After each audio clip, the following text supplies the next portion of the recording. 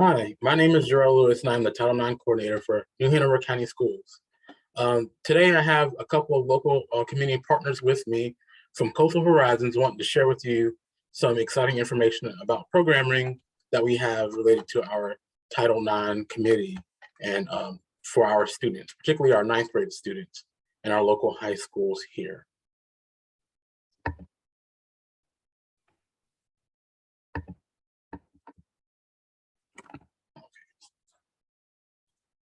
All right, I think Manny could take it away. Okay, sounds great. So we are here to talk specifically about a program that is called Bringing the Bystander. It is a program that was developed by Soteria Solutions in New Hampshire. It was originally designed for the college level, but they adapted it so that it could be presented in high schools as well. I believe we are ready for the next slide. And this is Soteria Solutions. So we're going to start with a couple of introductions just of myself and my co-facilitators, and then we're going to do an overview of the curriculum, and that will be our presentation. So I'll start. My name is Amanda Piner, and I am a prevention educator at RCC at Coastal Horizons. I am a trained facilitator for the Bringing the Bystander program, as well as a certified victim service practitioner. I graduated from UNCW with my degree in social work and have been doing this work for about 5+ years. And so my name is Yasin Holland. I'm also a prevention educator with RCC. I am also a facilitator. I'm also certified in victim service practitioner as well. And I graduated from UNC Pembroke with my bachelor's in social work as well. I've been doing this work when it comes to advocacy for almost 5 years, and I just started this year when it comes to prevention. My name is Jenna Young. I am the prevention specialist at Domestic Violence Shelter and Services. I am another trained facilitator and victim service practitioner. And I also graduated with my social work degree from UNCW in 2014 and have been working in this field ever since. Okay, so Bringing the Bystander is a research-based prevention program. Like I said, that was developed by Soteria Solutions, and it really encourages students to become positive bystanders in instances of sexual and interpersonal violence and harassment. Through our program, students learn to identify what problem situations are and learn practical skills for safe and effective interventions. And this curriculum specifically aligns with the North Carolina Essential Standards for High School Health Education. So the essential standards that this program meets are listed here.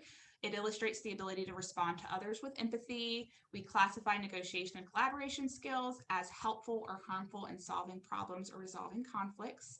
We illustrate strategies for resolving interpersonal conflict without harming self or others. We summarize principles of healthy dating. We explain how power and control in relationships can contribute to aggression, violence, and sex trafficking.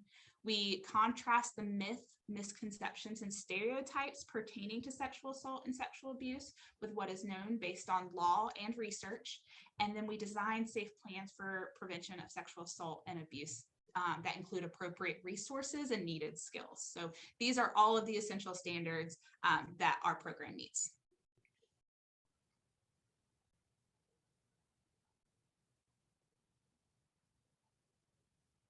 All right. And so this program is implemented in 9th grade in the health and PE classrooms. We teach over the course of 3 to 4 sessions, and they're usually 90 minutes long. As facilitators, we teach students the realities of relationship abuse and sexual assault and how these dynamics negatively impact communities. We detail the bystander framework and the student's role in helping to create a healthier community, including identifying harmful norms and stereotypes that contribute to an environment in which sexual assault and relationship abuse can continue to happen. And so during these sessions, we also help students understand how to recognize common red flags of relationship abuse and sexual assault, and how to intervene to prevent these behaviors in safe and effective ways.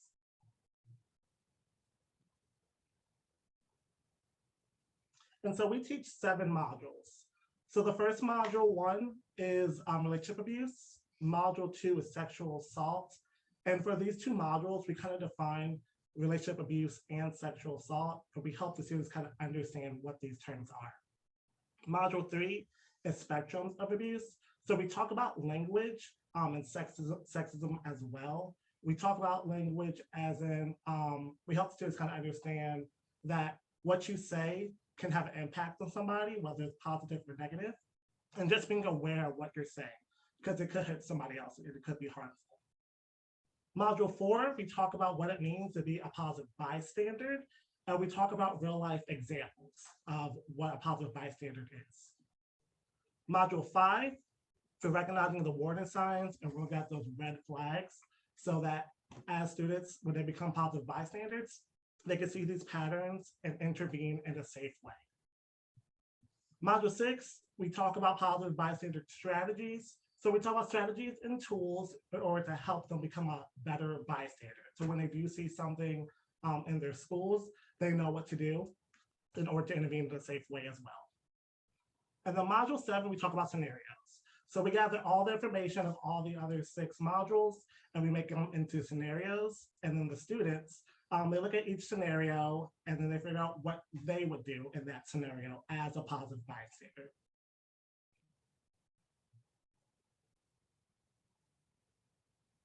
So as part of creating a safe environment for students to engage in our program, we like to set ground rules for the space of the classroom.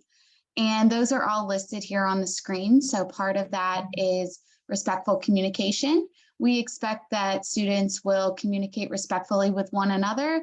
And we also expect that their communication will remain respectful even if they have differing opinions with one another. And also with us as facilitators as well. Confidentiality, so that's a really important one. We explain that what happens and what is said in the room, we try to ask them to keep that information in the room. If anyone shares anything that feels personal, we ask them to leave that there. And not to go gossip about it in other classes. However, we do let students know that if they share anything that makes us as adults feel that they are being hurt by somebody, that we as mandatory reporters are required to report that, and we will get them help in those types of situations. And then going along with that, we want to make sure that students understand that they only have to share what they want to. There is no situation where they should feel like they have to share anything personal or share anything that makes them uncomfortable or anything like that.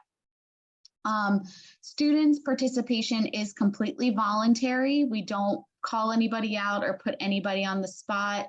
You know, we ask them to raise their hands if they're comfortable sharing. We do ask them to follow along in booklets and handouts to make sure that they're engaged within the class, but we never put anybody on the spot or make them feel like they have to participate out loud.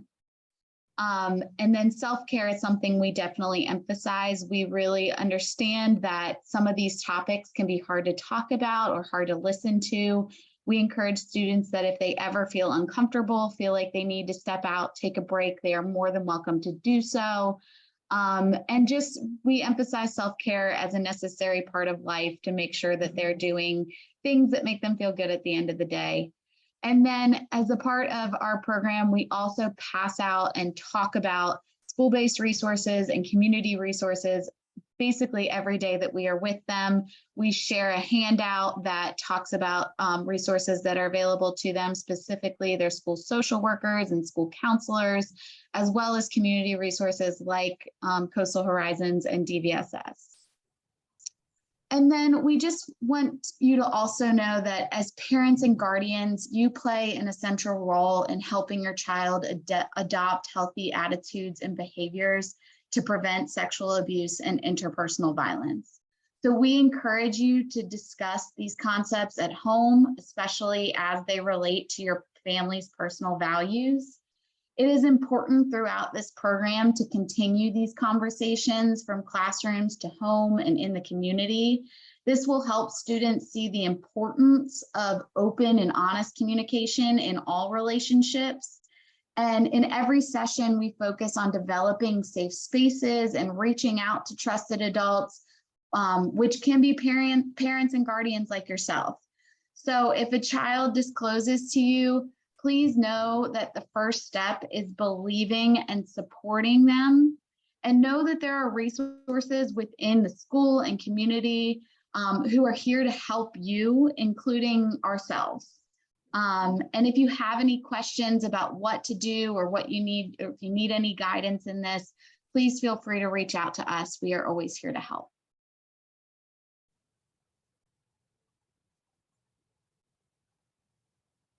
I'll just say also that we have built really wonderful partnerships with New Hanover County Schools and all of our health and PE teachers. We make sure that everyone is very aware ahead of the time when we're coming into the classroom. A parent letter is sent home the week before implementation in case there are any parents that would like to opt their child out. And we want to just thank everyone for watching this. And if you ever need anything or have questions, we are absolutely here. Thank you so much. And where's my record? So I'll skip this part. Does everyone feel okay about that so far? Any parts that think we need to redo or go back over? I felt good. Yeah, I'm good. Was there anything that you felt needed to be changed, Jarrell? I didn't like my intro, but I'm not going to, Okay.